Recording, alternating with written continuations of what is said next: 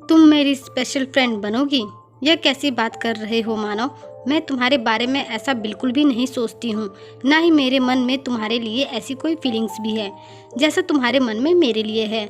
मैं स्कूल में अपना भविष्य बनाने आई हूँ। मेरे पास प्यार और रोमांस के लिए बिल्कुल भी समय नहीं है और ना ही मैं इन सब के चक्कर में पड़कर अपना भविष्य खराब करना चाहती हूँ। मुझे ज़िंदगी में आगे बहुत काम करना है। तुम भी इस फितूर से बाहर आ जाओ और अपनी ज़िंदगी के बारे में सोचो कि तुम्हें आगे क्या करना है। सॉरी मानव, मैं तुम्हारी स्पेशल फ्रेंड नहीं बन सकती हूँ। मुझे ज़िंदगी में बहुत कुछ हासिल करना है, इसलिए फ़िलहाल मेरे पास अफेयर करने का बिल्कुल भी समय नहीं है और ना मैं करना भी चाहती हूँ। 12वीं के बाद मुझे इंजीनियरिंग की कोचिंग करनी है और अच्छे इंजीनियरिंग कॉलेज में एडमिशन लेना है। उसके बाद मुझे MBA भी करना है, इसलिए सही यही होगा कि हमें अपनी बढ़ती हुई दोस्ती पर अभी से रोक लगा देना चाहिए। तुम्हारी ज़िंदगी एकदम बिंदास है, लेकिन मेरी ज़िंदगी का एक मकसद है जिसे पूरा करने के लिए मैं अपनी तरफ से पूरी कोशिश करूँगी। और तुम ठहरे बेमकसद इंसान। ऐसे लोग मुझे बिल्कुल भी पसंद नहीं हैं जो अपनी ज़िंदगी को सीरियसली नहीं लेते हैं। यह कहकर पंखुड़ी वहाँ से चली जाती है। पंखुड़ी के कहे शब्द सुनकर मानव जीते जी मर गया। पंखुड़ी उससे इस तरह मुंह मोड़कर चली गई थी, मानव को लग रहा था कि उससे उसकी ज़िंदगी ही रूठ गई हो। अब उसके लिए इस ज़िंदगी में कुछ बचा ही नहीं। जब पंखुड़ी ही नहीं उसके साथ, तो मानव एकदम हताश और परेशान हो गया। उसे कुछ समझ ही नहीं आ रहा था कि अब वह क्या करे। पंखुड़ी की एक ना ने उसके पूरे जीवन को ही बेरंग कर दिया था। उसे अब अपने जीने की कोई वजह ही नहीं दिख रही थी। मानव उन दिनों को याद करने लगता है जो उसने पंखुड़ी के साथ में बिताए थे। शर्मीली सी बस अपने आप में रहने वाली पंखुड़ी मानव को स्कूल के पहले दिन से ही बहुत अच्छी लगती थी। जब भी टीचर पढ़ा रही होती तो मानव की नजरें हमेशा पंखुड़ी पर ही रहती। वह उसके बेंच की तरफ ही हमेशा चक्कर काटते रहता। मानव को पंखुड़ी एकदम मासूम सी परियों की जैसी सुंदर लगती थी और जब भी वह बोलती थी तो मानव बस उसे निहारते रहता था। मानव का मन करता था कि वह पंखुड़ी के इस हसीन चेहरे को अपने जीवन के सामने हमेशा हमेशा के लिए रखे, लेकिन वह पंखुड़ी से सिर्फ हाय हेलो के आगे कुछ बोल ही नहीं पाता। एक दो बार वह उसके पास भी जाकर बैठा था, लेकिन उसने उसकी ओर थोड़ा भी ध्यान नहीं दिया। वह चुपचाप बिना कुछ बोले न जाने किन ख्यालों में गुम रहती और लाख कोशिशों के बाद भी वह उसकी ओर सहज दोस्ती का हाथ बढ़ा पाने में असफल रहा था कि तभी एक दिन उसके मन की इच्छा पूरी हो गई। स्कूल में एक नाटक होने वाला था जिसके लिए उसने और पंखुड़ी दोनों ने अपने नाम दिए थे। दोनों का ही सिलेक्शन उस नाटक में मुख्य भूमिकाओं के लिए हो गया। वह बेहद खुश था। पंखुड़ी एक बेहद सीधी सादी दुनिया से बेखबर अपनी ही दुनिया में खोई रहने वाली शांत स्वभाव की बेहद पढ़ाकू किस्म की लड़की थी। हर परीक्षा में अव्वल आती। वह बेहद महत्वाकांक्षी थी। उसकी आकांक्षा थी 12वीं के बाद दिल्ली के टॉप मोस्ट इंजीनियरिंग कॉलेज की डिग्री लेना और उसके बाद MBA करना। इसके ठीक विपरीत मानव एक बेहद बेपरवाह मस्त स्वभाव का लड़का था जिसके लिए पढ़ाई की कोई खास अहमियत नहीं थी। उसके पिता का अपना बिजनेस था और मानव ने अभी तक अपनी ज़िंदगी के बारे में कभी गंभीरता से कुछ सोचा ही नहीं था कि उसे अपनी ज़िंदगी में क्या करना है।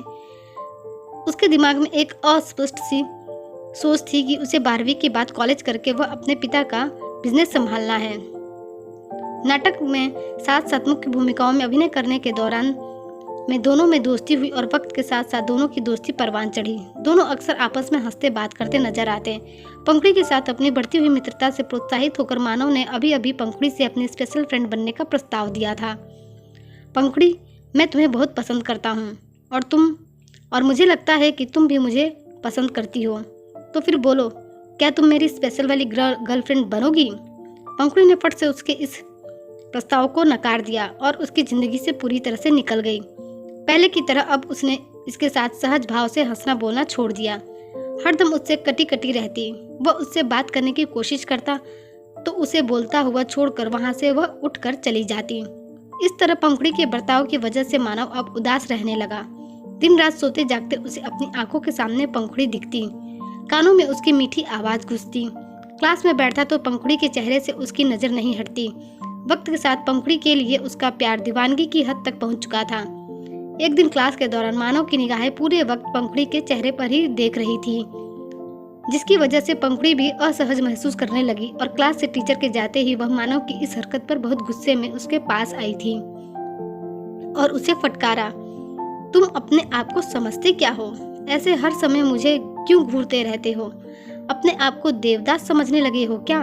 आज के बाद तुमने मुझे ऐसे घूर कर तंग किया तो सच कह रही हूँ मानव, मैं तुम्हारी दोस्ती का भी बिल्कुल लिहाज नहीं करूँगी और सीधे प्रिंसिपल से तुम्हारी शिकायत कर दूंगी।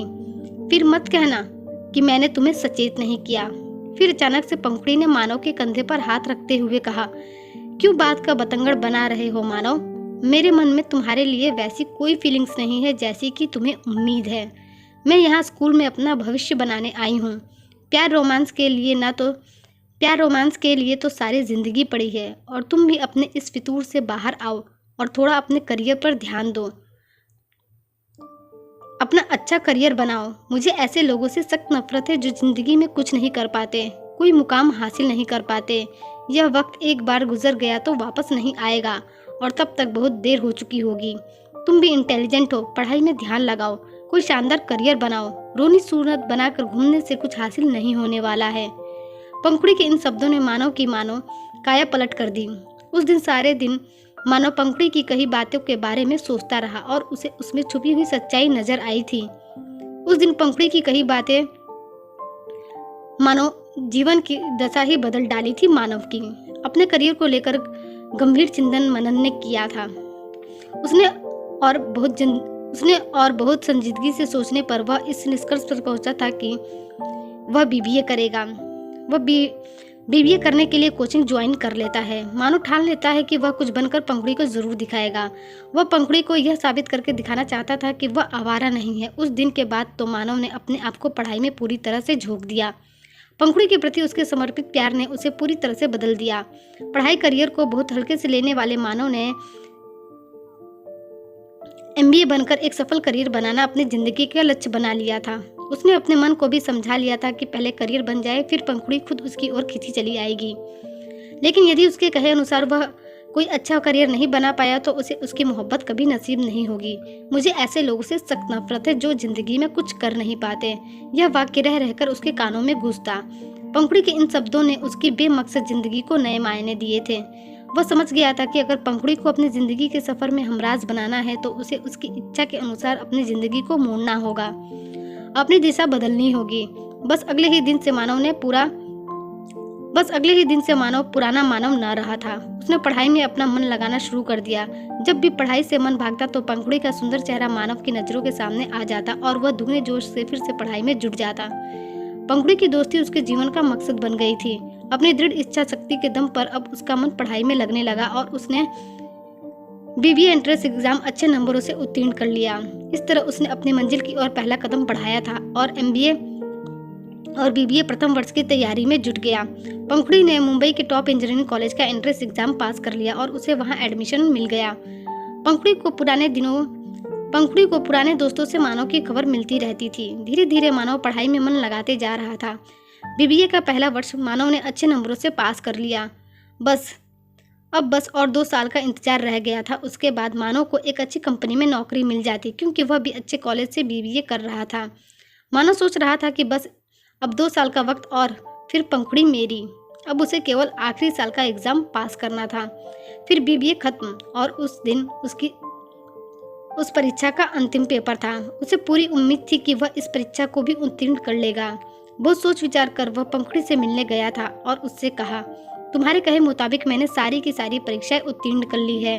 अब बस अंतिम परीक्षा का आखिरी पेपर आज ही हुआ है और मुझे पूरा विश्वास है मैं इसे भी पास कर लूँगा। देखो, तुम्हारी बात सुनकर मैंने तुम्हारी इच्छा के मुताबिक अपनी ज़िंदगी को ढाला है। अब तो मैं कामयाब भी हो गया हूँ। अब तो मुझसे दोस्ती कर लो। अरे मानव, यह सुनकर मुझे इतनी खुशी हुई कि तुम अब बीबीए की परीक्षा पास करने जा रहे हो। लेकिन मेरे प्यारे दोस्त, मंजिल अभी बहुत दूर है। आज के ज़माने में सिर्फ बीबीए करने से कोई करियर नहीं बनता। अब तुम्हें एक सलाह और देती हूँ। अब तुम लगे हाथों एमबीए भी कर लो तो तुम्हें अच्छी जॉब मिल जाएगी। और याद रहे, एमबीए किसी ऐसे वैसे कॉलेज से नहीं, टॉप के कॉलेज से करना जहाँ से प्लेसमेंट मिल जाए। और हाँ, बीबीए पास कर मुझे मिठाई खिलाना मत भूलना। और इस तरह पंखुड़ी ने उसे एक और अग्नि परीक्षा की कसौटी देकर वहाँ से 9-2-11 हो गई। मानव सोच रहा था ये लड़की न जाने कितने इम्तिहान मुझसे दिलवाएगी। मानव ने बीबीए की अंतिम परीक्षा भी उत्तीर्ण कर ली। बीबीए फाइनल ईयर का परिणाम घोषित होते ही वह एक मिठाई का डब्बा लेकर पंखुड़ी के कॉलेज पहुंच गया। इस बार पंखुड़ी ने उसे यह परीक्षा उत्तीर्ण करने पर हाथ मिलाकर बड़ी ही गर्मजोशी से बधाई दी और कहा, तो आखिर तुमने मेरा कहा कर ही दिखाया। तुम लड़के इतने भी बुरे नहीं हो। अब तो मुझे तुम्हारे साथ स्पेशल वाली फ्रेंडशिप के बारे में सोचना ही पड़ेगा। और यह कहकर वह खिलखिलाकर हंस दी थी और मानो उसकी ठंडी की गुनगुनाती धूप की हंसी से चमकता चेहरा सम्मोहित सा होकर देखता रह गया। उसके शब्दों से मानो का इतने वर्षों से मुरझाया हुआ दिल खुशी के एहसास से लहलहा उठा और मानो ने उससे कहा, thank you so much my lady for accepting my special friendship. आज मैं बहुत खुश हूँ। मैं अपनी यह खुशी तुमसे कैसे दिखाऊं, कुछ समझ नहीं आ रहा है यार। I am very happy. दो दिल आखिर एक हो ही गए। दोनों अब अक्सर साथ साथ देखे जाने लगे। पंखुड़ी के प्रोत्साहन से मानव ने कैट परीक्षा भी पास कर लिया। पंखुड़ी ने भी उसी वर्ष कैट की परीक्षा बहुत ही अच्छे अंकों से पास कर ली। दोनों ने आपस में सलाह मशवरे करके एक ही फेमस बिजनेस कॉलेज में एडमिशन भी ले लिया था और इस तरह से आहिस्ता आहिस्ता दोनों की प्रेम कहानी ने रफ्तार पकड़ लिया। मानव तो पंखुड़ी को पाकर बेहद खुश था, क्योंकि जिसे वह स्कूल के दिनों से पसंद करता था आखिर वह उसकी स्पेशल गर्लफ्रेंड बन ही गई। दोस्तों, आपको मेरी आज की कहानी कैसी लगी कमेंट करके ज़रूर बताइएगा। ऐसी ही कहानी के लिए हमारे चैनल को सब्सक्राइब कर लीजिए। धन्यवाद।